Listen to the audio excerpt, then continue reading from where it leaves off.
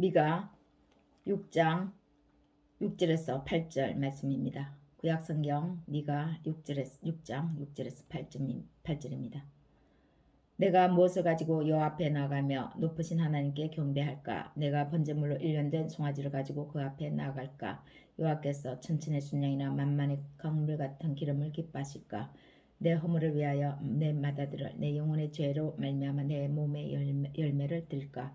사람아, 주께서 선한 것이 무엇임을 내게 보이셨나니 여호와께서 내게 구하시는 것은 오직 정의를 행하며 인자를 사랑하며 겸손하게 내 하나님과 함께 행하는 것이 아니냐. 아멘.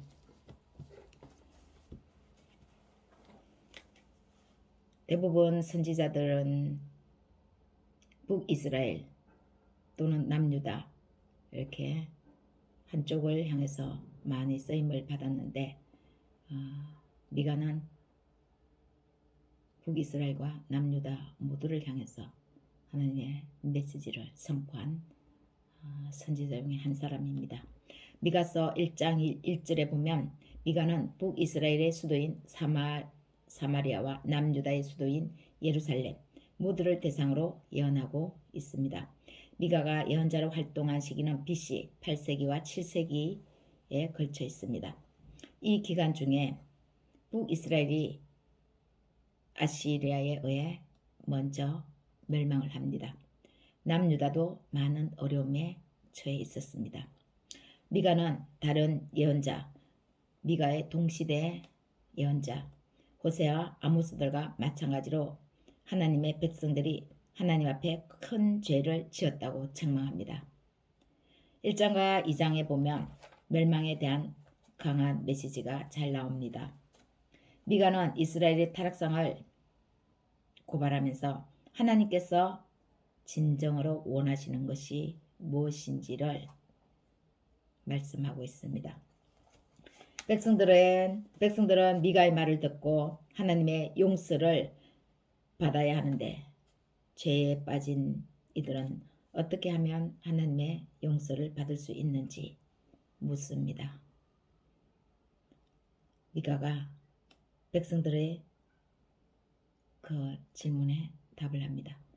미가와 백성들의 대화가 오늘 바로 읽은 본문 말씀 6장 6절 7절 8절 말씀입니다. 이스라엘 백성들은 참된 예배 또는 하나님으로부터 용서받을 수 있는 방법을 두 가지를 생각하고 있습니다. 하나는 이스라엘의 종교적 전통이었습니다. 다른 하나는 극단적인 이교적 전통입니다. 6절 7절을 보면 높이 계시는 하나님을 경배하려면 무엇을 가지고 나가면 됩니까? 그렇게 백성들이 묻습니다. 번제를 가지고 나가야 합니까? 송아지를 가지고 나가야 합니까? 이스라엘의 전통적인 예배 형식이죠. 방식이죠. 짐승을 태워서 드리는 방법. 순양 몇천 마리 바치면 여호와께서 기뻐하시겠습니까? 거역하기만 하던 죄를 벗으려면 맏아들이라도 바쳐야 합니까? 이 죽을 죄를 벗으려면 이 몸에서 난 자식이라도 바쳐야 합니까? 극단적인 이교적인 전통 방식이죠.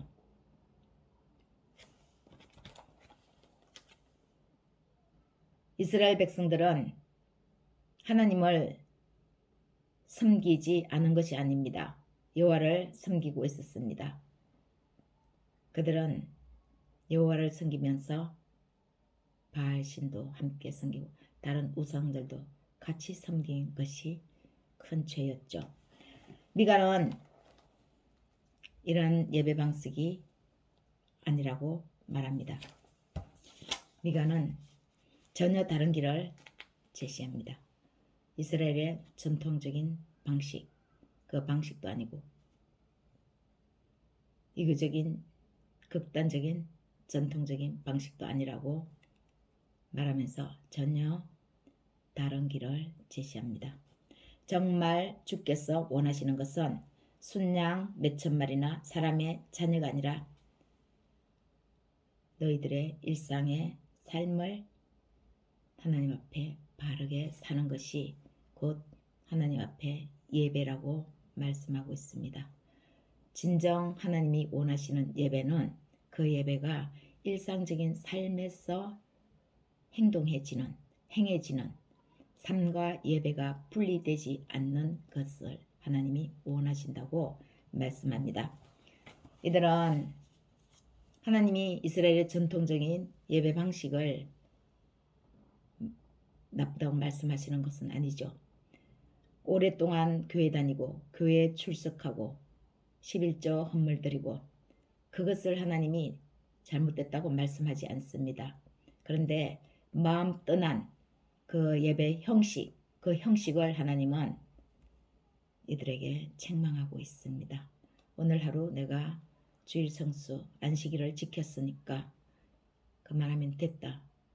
그 다음에 일상적인 삶은 전혀 예배하고 다른 삶을 사는 것이죠. 하나님이 그것을 지금 말씀하고 있는 것입니다. 사람아 주께서 선한 것이 무엇임을 내게 보이셨나니 여호와께서 내게 구하시는 것은 오직 정의를 행하며 인자를 사랑하며 겸손하게 내 하나님과 함께 행하는 것이 아니냐. 능동적인 삶입니다. 현재형입니다. 미래의 지속적인 삶입니다. 주님은 주께서 원하시는 것을 우리에게 보이셨다고 분명히 말씀합니다. 이미 들어서 잘 아는 것이지만 이스라엘 백성은 이것보다는 오히려 번제에 필요한 송아지, 자녀를 제물로 드리는 것을 하나님이 기뻐하신다고 생각했습니다. 그리고 이렇게만 드리기만 하면 다라고 안일하게 생각하는 것이었죠. 습관적인 방법. 이들의 습관이 전혀 잘못됐다라는 것을 간과하고 있었던 것입니다. 그들 이스라엘 백성들이 이미 들어서 잘 알고 있는 바 정말 주께서 원하시는 그것은 무엇입니까? 율례, 법, 하나님의 율법을 통해서 무수히 이들은 들어왔습니다. 근데 그 들어왔던 것이 진정 하나님이 무엇을 말씀하시는지 알지 못했습니다. 하나님이 원하시는 그것은 곧 첫 번째 정의를 실천하는 일입니다. 강한 자들이 약한 자들을 압제하는 것은 정의를 실천하지 않는 것입니다. 노동자들의 노동이 착취당하고 있는 것도 정의가 실천되지 않는 것입니다. 고아와 과부, 가난한 자를 짓밟고 돌보지 않는 것도 정의가 실현되지 않는 것입니다. 재판장은 또 어떻습니까? 부패와 타락으로 얼룩져 뇌물을 받고 악인을 어렵다 하고 의인을 악하다고 그릇 재판합니다. 법은 공평하게 재판이 이루어져야 합니다.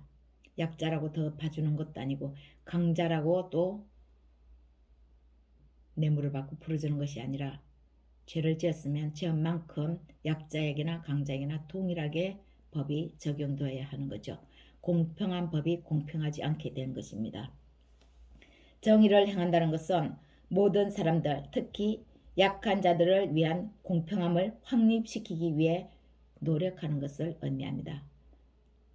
법은 강자들이 많이 빠져나가죠. 그런데 약자들은 못 빠져나옵니다.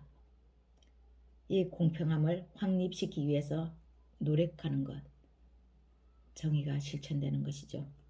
하나님은 이런 정의 실천을 예언자들 통해 끊임없이 백성을 향해 선포하셨습니다. 귀에 딱지 앉을 만큼 들려준 하나님의 율법, 율례, 규례였다고 말씀하고 있습니다. 하나님은 정의의 하나님이십니다. 옳고 그름을 분명하게 판단하시는 분이십니다. 이러한 정의를 실천하는 것은 하나님을 예배하는 것에서 일상 삶으로서의 이어지는 것을 말씀합니다. 즉 일상에서의 삶, 정의의 삶을 살아가는 것입니다. 삶이 예배여야 하고 예배가 삶이 되어야 하는 거죠. 둘째는 인자를 사랑하며 라고 말씀합니다. 인간관계에 적용하면 충성하는 심정의 사랑입니다. 하나님과 인간의 관계에서 충성된 사랑 표현입니다. 무조건적인 하나님을 사랑하고 하나님 앞에 충성하는 사랑입니다. 즉 하나님을 이렇게 충성되이 사랑하는 것은 우리 삶 모두를 감사함으로 받아 살 줄 아는 삶입니다. 하나님 앞에 하나님을 조건 없이 무조건적으로 충성하듯이 하나님을 사랑하면 그 외 부수적인 모든 것은 우리가 감사함으로 삶을 살 수 있는 것이죠. 이래도 감사, 저래도 감사, 죽이는 것도 감사, 살리는 것도 감사, 떨어진 것도 감사, 학교 가는 것도 감사, 다 감사입니다. 주변의 모든 세계와 사랑의 관계를 맺을 수 있는 것은 감사할 때 할 수 있는 것입니다. 그래서 이 충성된 사랑은 이웃에게도 그대로 적용을 하므로 그들을 사랑하며 삶을 살 수 있는 것입니다. 이 사랑은 하나님은 더욱더욱 감사함으로 예배하게 만듭니다. 하나님과의 조건 없는 무조건적인 충성된 사랑은 하나님을 더욱더욱 감사하며 예배할 수 있는 거죠. 예배가 회복되면 우리의 일상 모든 삶들이 다 회복되며 감사함으로 사랑으로 받을 수 있습니다.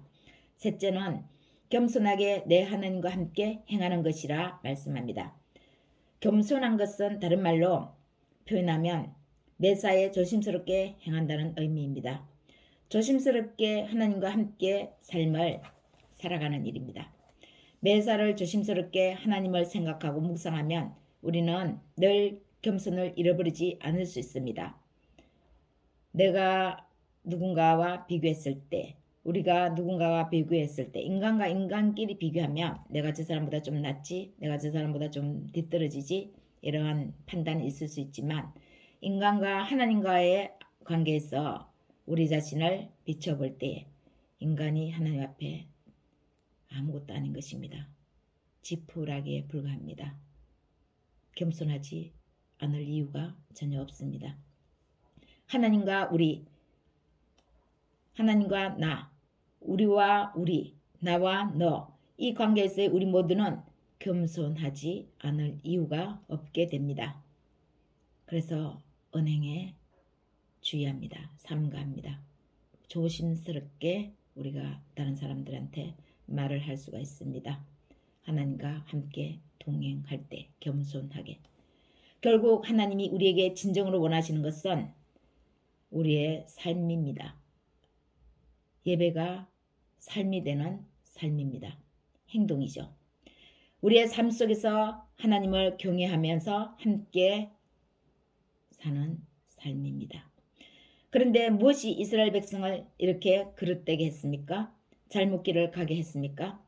아무런 의식 없이 늘 행하는 형식적인 삶 또는 의무감이 이스라엘 백성들을 이렇게 타락시켰습니다. 의무감으로 하나님 앞에 나아가는 그들의 정신, 그들의 몸, 그것이 이들이 이토록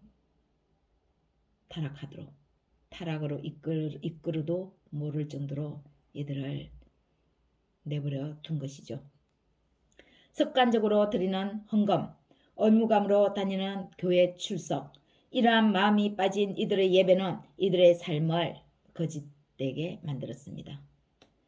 오늘 본문 말씀의 핵심은 바로 일상과 멀어진 예배, 마음이 없이 습관적으로 드리는 예물을 하나님이 원하시지도 않으시고 기뻐하시는 바가 아니라고 분명하게 말씀합니다.